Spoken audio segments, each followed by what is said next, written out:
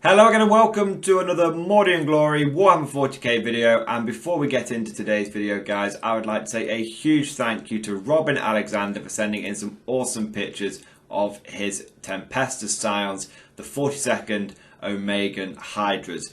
Really love this colour scheme, love the black and purple, just think that goes really well together, and I'm always a big fan of a Tempestus Scions army. You guys know I'm really riding that Tempestus Scions train hard at the moment. So thanks for these pictures, and Robin. If anyone else has got any cool pictures they want me to use, please post them on my Facebook page, or you can email them to me at mordianglorytv@gmail.com. And don't worry if you can't remember that, there'll be a link to the Facebook page and my email address will be down in the description below. Without further ado, let's get into today's video.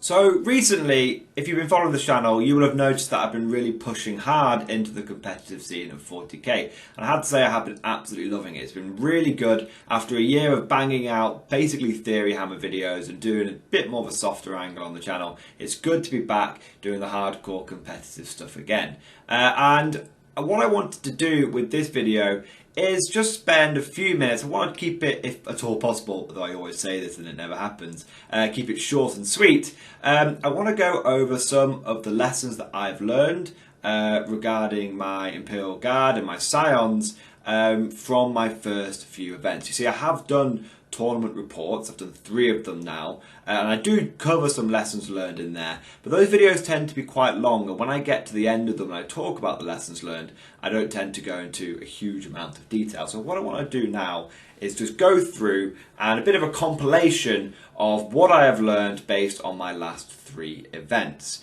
So that's what I'm going to do. So to go over some of the lessons learned that I've had from my pure infantry list, what I have learned is that it doesn't really matter how much upgrades you put, how many special weapons, heavy weapons you put on those infantry squads, they are always going to struggle to do damage. I think it's a combination of the durability of many factors in 40k getting amped up, alongside with the increase in terrain where pretty much everything's going to be in cover, or it's going to have a -1, or you just can't see it.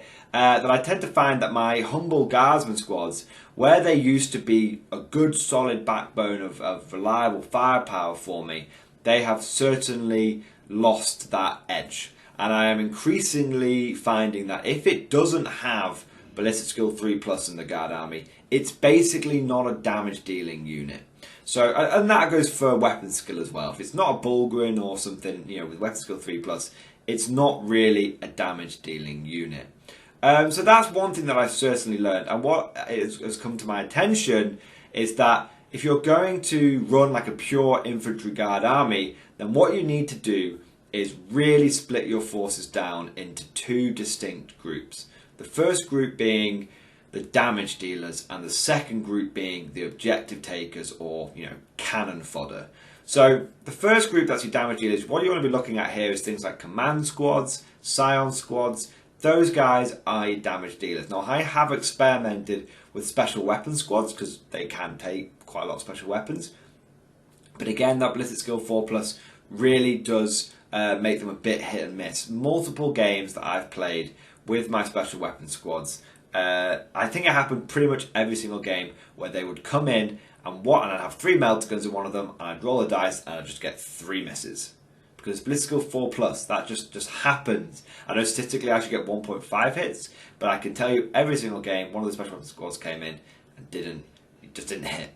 So that's what I would say. If you're looking at damage dealers, you want to be looking at ballistic skill 3+. Now, if we extrapolate this out from pure infantry guard and look at regular guard as well, that means that you really need to be looking at, you know, tank commanders. They're going to be doing some heavy lifting. Scions are fantastic. They're great to plug into a regular guard force. They're great to have in as a standalone force, but that they are good because they can do damage.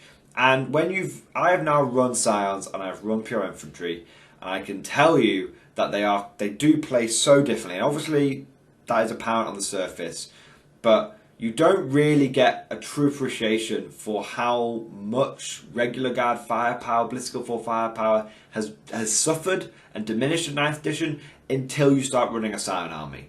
Because it's like you are able to point a unit at something and kill it or do damage to it. And you just do not have that feeling with regular guard. And you used to be able to compensate for that by just having so much firepower, but it just doesn't seem to matter how much ballistic skill 4 plus firepower I throw at the wall, it just doesn't do anything. And so, if I was to take a pure infantry army, like I did to the event, I did take it, and I did refine it. I did have these cannon fodder units and these special weapon units, but I did put a special weapon in each infantry squad. If I was to redo that, I would go no special weapons in the infantry squads. At most, I'm going to take a Voxcaster so that I can do some long range orders at most. So we're in this crazy world where, you know, a Voxcaster on an infantry squad is more valuable than like a plasma gun, because quite frankly, you know, putting the plasma gun on the infantry squad, it's never going to use it. If it does use it, it's going to miss. Really, you want that squad just going move. So that's definitely I've definitely learned that, you know. And we are seeing lists popping up now where people are literally taking 300 plus conscripts because they're saving half a point per 10 men, or that's 5 points per 10 men, so half a point per man, and they just take 300 conscripts, and those guys just move up the board and they just get onto objectives and they do really, really well. And then supporting those 300 conscripts is the damage dealers or the other objective scoring units like, you know, scions for rod and stuff like that. But that's what we're starting to see now, a real segregation, delineation, not sure whatever the right word is, but you no longer have, I would say, you no longer have the luxury of a take all comers unit in the guard. You've got to specialize. You know, your infantry are there for objectives, and then your other stuff is there for damage dealing. And I definitely think that's the case with guard infantry armies and regular guard forces now. You're basically in Rus, he just can't keep up. Another thing that I would mention that I have learned, now this is not from using full payload manticores, but this is from being on the receiving end of them multiple games. And I have, actually that's not true, I have used full payload manticores in a couple of games, but I have been on the receiving end of them a lot during test games with Gene Cult, with my scions, with all my armies. I've been on the receiving end. Full payload manticores, they are good. They are good, and you know there are 145 points at the end. But what the full payload is doing is simply making the manticore viable. But at the end of the day, it still only hits on 4s, and you know, if you're taking it with gunnery experts, it's only rerolling one of those dice. And I can't tell you the number of times when I've had a full payload manticore shoot at me and it's got like, by the dust has settled, it's got like maybe 2 or 3 wounds through, and it's, you know, it's killed a few models, or it's, you know, it's done a bit of damage, or it's, you know, it's done 6 wounds to one of my vehicles. You know, it's something all right, but it's not wiped a whole unit out in one go. Whereas when I've been fired at by a tank commander, or when I've shot a tank commander, whatever I point that thing at, it tends to die, especially if I've got a demolisher cannon. I think full payload manticores are absolutely fantastic in a world of marines, in a meta of space marines, but we're starting to see, as mad as it sounds, we are starting to see marines falling away.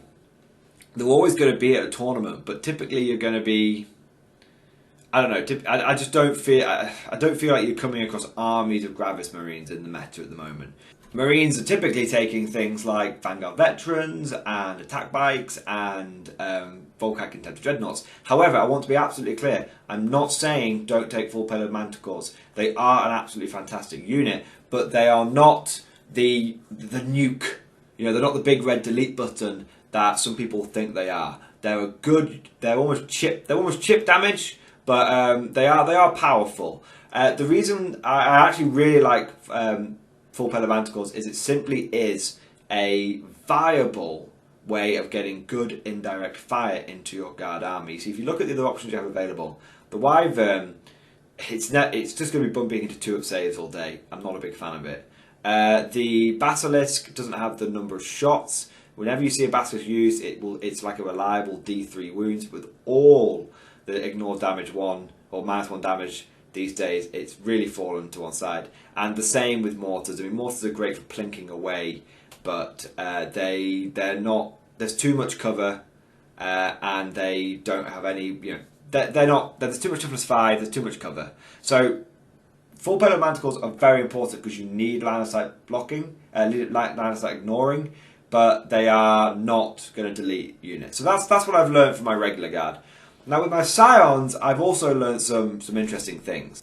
So with my scions, I've learned a few different lessons here, which is that there are actually a few traps in the Scion, I'd say Scion Codex, the Psychic Awakening, and that I've realised that while there are some things that look good on paper, don't often pan out or aren't necessarily needed. So one of the big ones that I want to talk about is the precision drop stratagem for the Valkyrie. Now I have used the Valkyrie precision drop stratagem a lot in practice games and everything, and what I tend to find is it actually is a little bit of a trap.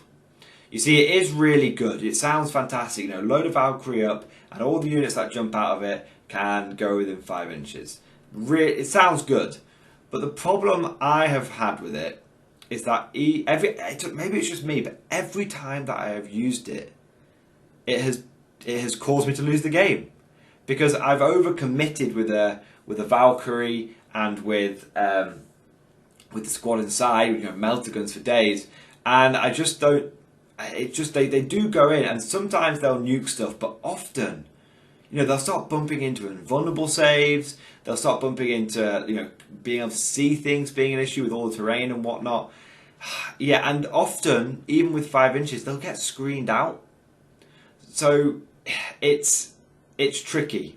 It's a real tricky one, and the Valkyrie isn't cheap. I mean, the problem is you can take the Valkyrie at 120 points, and it is kind of cheap then. But then it has almost no firepower, and once it's done its drop, you might as well have deep striked it. You know what I mean? Like, it's not really achieving much. So then if you have to, so then you start putting heavy bolts on the Valkyrie to give it, life after turn 1. But then it's expensive, and it just doesn't feel worth it. So I have gone cool on the precision drop stratagem. The only thing to say with precision drop is that technically, there's nothing forbidding you from charging after you get out. Unlike the Daring Descent, Iota and Gorgon stratagem, which specifically says you can't charge afterwards, precision drop doesn't say anything like that. So I think there is potentially some trolling capability where you could take like 10 Crusaders or something and put it in the back of the Valkyrie and precision drop out of the back. But to be honest, I'm not sure that would work. I'd have to double check the wording on the rule because it might only affect like Militar and Tempestus and Auto Prefectors units. So that's certainly one that I'd want to check before I commit to that. So yeah, so precision drop I've gone a bit cool on. Dakar primes, absolutely fantastic. Just it's not all negative doom and gloom. Land and Lion Dakar primes are really, really good, and I can't feel another way. I can't see another way of me running my Torx primes without them being Dakar primes. If you don't have the AP -1 on that Gatling gun, it's just bumping into 2-up saves all the time. Or you need it to kick people back down onto their like 3+ save, and the volley guns kick people down to their typical 4+ invulnerable saves. Another thing that I've learned in my particular Scion list is that I don't think I'm getting enough mileage out of the double smite Inquisitor. He does do some mortal wounds every game, but I don't think I'm getting enough out of it there. And another thing I want to mention is the Bulgrins. So I think Bulgrins are really good, but I've started to find that they are becoming less and less potent the more 9th edition Codex stuff that I come across. Now we'll have to see if this if this remains true with the release of Orcs, because we're seeing Green Tide. I imagine Bulgrin are going to have a great time against Green Tide, but we'll have to see. But yeah, so another thing that I think with my Scions is that I really want to make Hotshot Volley Gun infantry work, but I can't see how I can get my Hotshot Volley Gun infantry to work without going Capic Eagles. And I'm not yet sure if Capic Eagles, they're good, don't get me wrong, but I really feel like when you start coming across, for example, like let's say Sisters of Battle, Sacrosancts, in cover with a Storm Shield, they're on a 3-up save against Capic Eagles. And when against land and lines with volley guns, you know, or anything land and lines, pretty much, you know, las guns or whatever, they get kicked straight down to their 4 plus vulnerable save. So I'm just not sure about the Capic Eagles yet, but that is where I'm going to experiment. I'm going to experiment and see what I can do there. Overall, my sounds, what I would say is I think I've tried to go a bit all too much take all comers with sounds. I've got a bit of psychic, I've got a bit of combat, blah blah blah. And I think what I really need to do is go full into pure militarum tempestus scions. I'm thinking more Torx primes and more infantry, and I really need to take advantage of the fact that they can deep strike. I really need to do that. I think I am not utilising that enough. So those are my sort of lessons learned from my first few tournaments. Bit of a, like I said, bit of a compilation from the last few tournament reports. Let me know what you guys think. Have you been hitting the competitive scene hard? What have you learned? Do you think full payload manticores and Bulgars are losing a bit of potency? What do you think about scions? I have had a recommendation from a subscriber to try out his scion list, which is nicknamed Task Force Swagger Stick. So I'll definitely be checking that out, which is a good, it's a lot of Torx primes, but I think it's like 7 or 8 Torx primes. So I am going to give that list a go and see how it goes for me. That's a Capic Eagle list to be out of interest. So even though I'm not so sure about Capic Eagles, I don't want to write them off until I've given them a good go. So I'm going to leave this video there. Hopefully it's been, you know, useful so people get a sense of what's going through my brain, what I found has worked and what hasn't worked with Guard over the last few events. There's a couple of there's sort of 3 lists that are going through my head at the moment. I want to definitely try the 300 conscript list. I'll have to get some amazing. I'll have to get my models painted up for that one. I also want to try. I've seen a really interesting hybrid Guard list doing the rounds. 3 full payload, 3 manticores, 2 which full payload. 3 tank commanders, 3 Torx primes, 60 infantry, and some tempestus scions. That seems to be doing very well.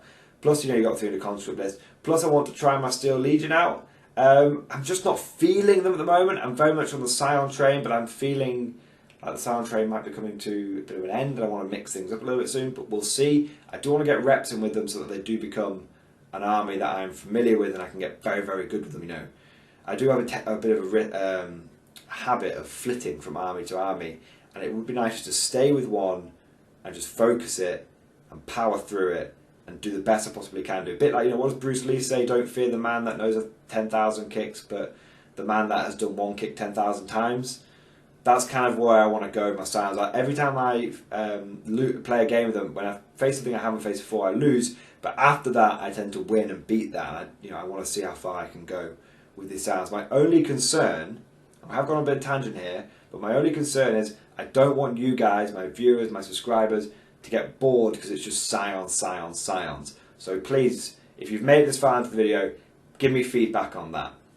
Okay? Are you happy for me to keep pushing the scions, getting reps in with them, or would you prefer to see a bit more variety? I'm just trying to do the best that I can with Guard, and I feel like scions might be the answer, but I don't want you guys to be bored of repetitive content.